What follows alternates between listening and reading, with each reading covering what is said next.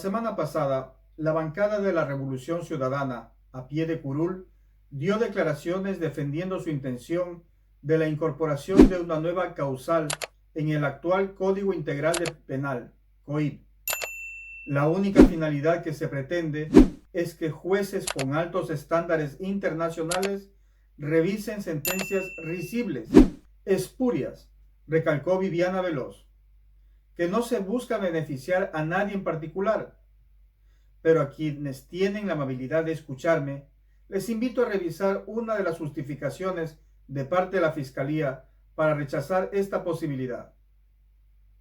Se dice esta medida, además de abonar a la impunidad, el proyecto de reformas al COIP pone en riesgo el éxito de las investigaciones y operativos de la Fiscalía General del Estado, en coordinación con la Policía Nacional, al intentar exigir, según ellos, a esta institución la entrega de información que reposa en sus dependientes y que, por norma, cuenta con una cláusula de reserva, cuyo fin, precisamente, descansa en procurar efectividad en la persecución del delito, garantizar el tratamiento adecuado de datos personales y respetar la presunción de inocencia de los involucrados.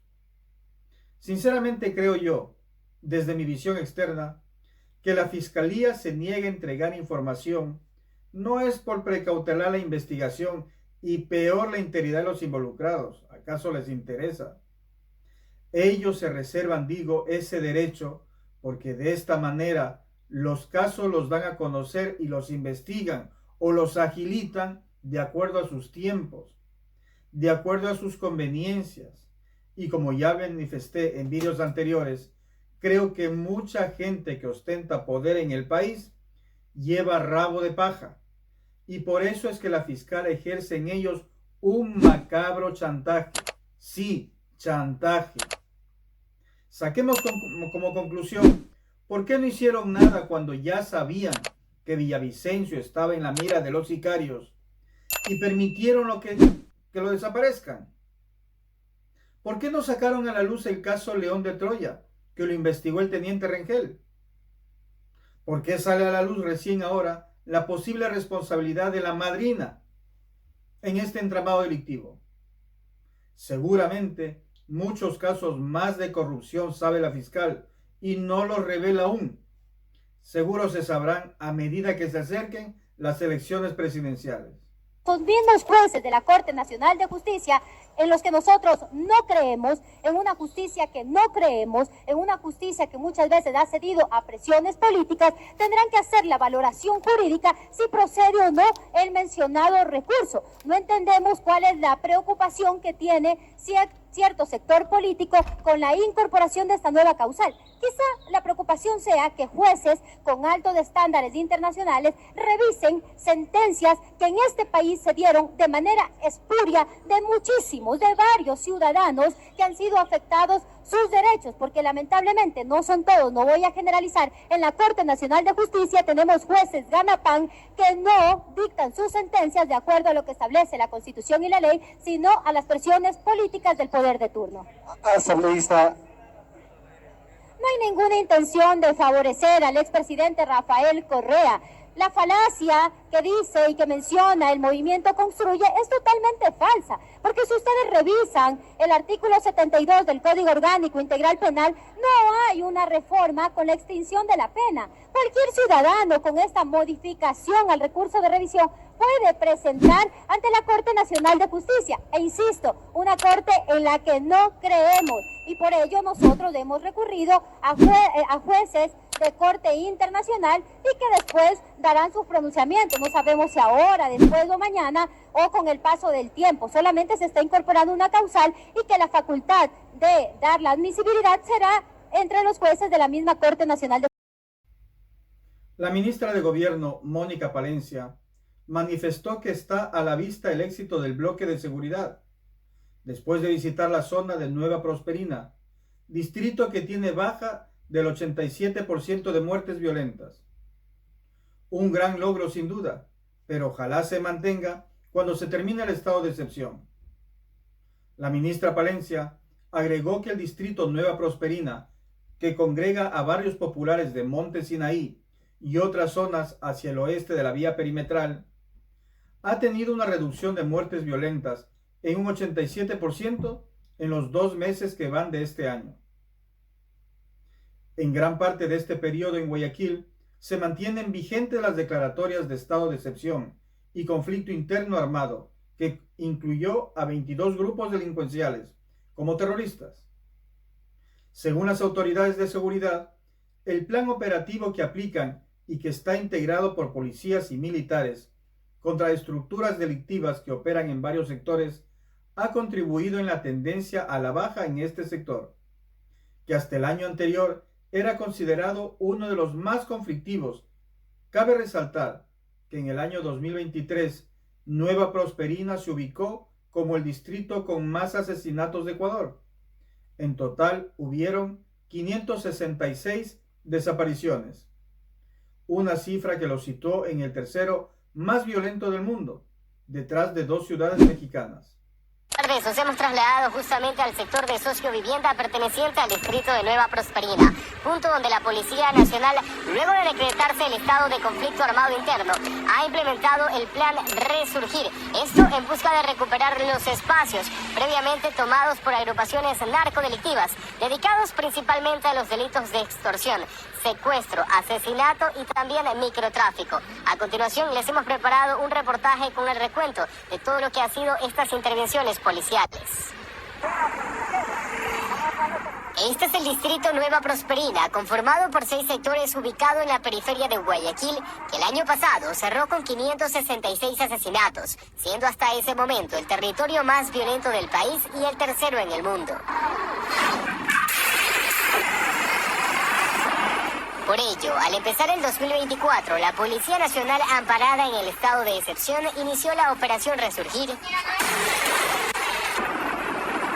que consiste en intervenir en estos puntos previamente tomados por agrupaciones narcodelictivas, distribuidas de la siguiente manera. Tiguerones controlan los sectores de La Prosperina, El Fortín, Nuevo Guayaquil y Paraíso de la Flor. Los Fatales permanecen en Monte Sinaí y las Águilas habitan en Flor de Bastión. Todos ellos dedicados al secuestro, microtráfico, acopio de droga, robo, asesinato y extorsión. Este último delito llegó al 50% de las familias que allí habitan, de una población de al menos 100.000 viviendas. Se conoce que al menos 70 dueños de casas fueron desplazados por estos grupos criminales, donde en estas se llevaban a personas secuestradas, se almacenaba droga, se almacenaba objetos robados, devolver a los propietarios originales su vivienda, las cuales ellos fueron víctimas de desalojo y en muchas de las ocasiones de asesinato en esas viviendas. Al momento, la policía de este distrito ha detenido a 164 delincuentes, 41 de ellos en 8 mega incursiones Resurgir. Se han decomisado 44 armas de fuego y 18 armas blancas. Incautado más de 12.000 gramos de droga, recuperado 35 vehículos entre carros y motos, además de cubrirse 24 murales alusivos a agrupaciones delictivas. Hemos eliminado, al igual que la narcocultura que existía en el sector para generar reclutamiento de menores. Todas esas intervenciones están generando un éxito y es por eso la reducción del 88% en muertes violentas y el 40% en delitos. Según reportes policiales, desde el 2010 estas agrupaciones delictivas se han tomado estos espacios, manejando una economía criminal que se ha extendido incluso hasta los planteles educativos. Como lo veíamos en el reportaje, al menos 8 incursiones ha realizado la Policía Nacional. Esto en busca de desarticular a estas organizaciones narcodelictivas, que en su mayoría pertenecen a la estructura criminal Los Tiguerones. Ahora viene la segunda fase, en el cual intervendrán organismos nacionales, como es en el caso del Ministerio de Educación, también la Secretaría de Asentamientos Irregulares y el Ministerio del Interior. Todos ellos coordinados para recuperar la paz y el orden que se merecen los habitantes de bien del distrito Nueva Prosperina y sus 6 sectores. Hasta acá la información. Regresamos a estudio con más. Muy buenas tardes. Gracias, Ricardo, por la información desde Nueva Prosperina. Y le contamos ahora que se reportó una nueva muerte violenta la madrugada de este sábado en Las Acacias, en el sur de Guayaquil. 2 jóvenes fueron asesinados en la modalidad de sicariato. Posteriormente, los delincuentes huyeron del lugar. Miembros de la Policía Nacional llegaron para levantar indicios y recabar información. Escuchemos las declaraciones. Bueno, en el momento de llegar el personal policial se encontraban solamente las dos personas que estaban ya sin signos vitales. No se tiene conocimiento de la tercera persona, lo que sí luego del trabajo técnico de campo se determina que las dos personas que son las víctimas, las que disparan sobre estas personas, huyen en una motocicleta sin rumbo conocido. Y posiblemente la victimización se da por una situación de bandas. En una entrevista, el sociólogo Andrés Williams resaltó la gran labor que ahora mismo ejercen tanto policía como fuerzas armadas en el país. Pero que no se trate de confundir de ninguna manera, que no se enmascare lo que claramente es un plan Ecuador por parte de los Estados Unidos, muy parecido a lo que pasó en Colombia, y que se lo quiere ahora camuflar como el plan Fénix, que de verdad nunca existió en campaña, y que ahora se lo trata de asociar con esta cooperación o ayuda de parte de los Estados Unidos. Enmascaramiento de un plan Ecuador vendido como si fuera un plan Fénix. Yo creo que eso es lo primero que hay que tener en cuenta. Es decir, si bien es cierto que hay que aplaudir el hecho de la decisión política de haber sacado a las Fuerzas Armadas a las calles y a las cárceles, creo que es algo que tenía que hacerse, era lo obvio y lo lógico de hacerse. Sin embargo, en cuanto a la reducción de muertes violentas, tenemos aquí una reconfiguración del crimen organizado alrededor o frente a la acción del gobierno de haber tomado el control de las cárceles.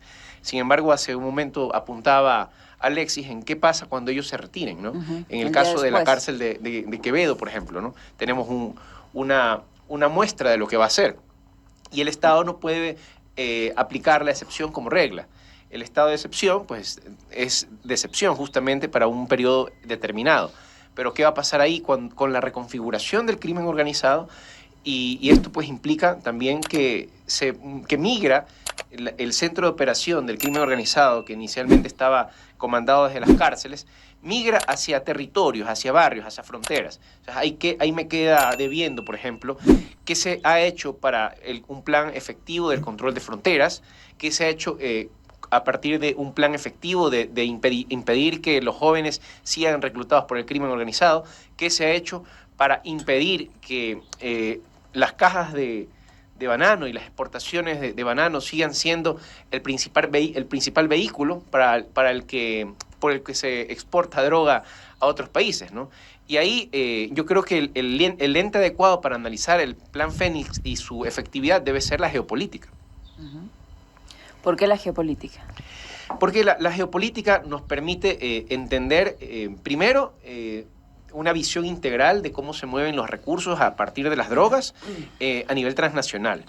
Y si lo entendemos desde la geopolítica, debemos empezar a entender que en la reedición de la guerra contra las drogas, en las que nos han involucrado los Estados Unidos, y aquí pasa por el tema de la soberanía, hay también una comprensión de que el fenómeno de las drogas, para el caso de Ecuador, en donde nos hemos convertido en el punto de exportación de droga hacia Europa, por ejemplo, debemos contemplar también que hay dos rutas para el ingreso de droga en Europa.